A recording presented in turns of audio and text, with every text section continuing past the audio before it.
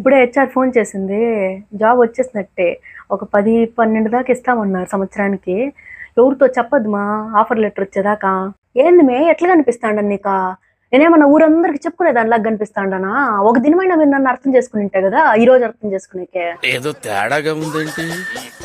Hello వదినా, నా బిడ్డకి జాబ్ వచ్చేసింది.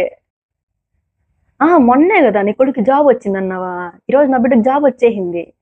15 లక్షలు ఇచ్చేస్తారంట. సరే వదినా ఉంటా.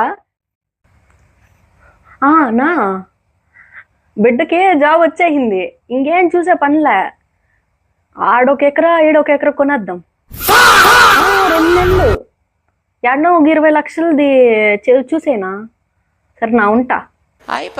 కా ఇప్పుడే నా కొడుకు చెప్పినాడు 10-15 లక్షలు ఇస్తారంట. సంవత్సరానికి కాదు, నెలకే. ఏం లేదు, ఇంకా రేపు నెల నుంచి బంగారు కొనేయడమే. హలో మే, నా బిడ్డకి జాబ్ వచ్చేసింది. నీ బిడ్డకి జాబ్ లేదని అన్నావు కదా, ఏంలే నీ బిడ్డని మా వాడు రెఫర్ చేస్తాడులే. ఏమంటే అదే కంపెనీలో వాడు. వాడికి 10-15 లక్షలు వస్తుంది నెలకి. మీ వాడికి 15,000 అన్నా ఇప్పిస్తాడులే. సరే ఉంటా.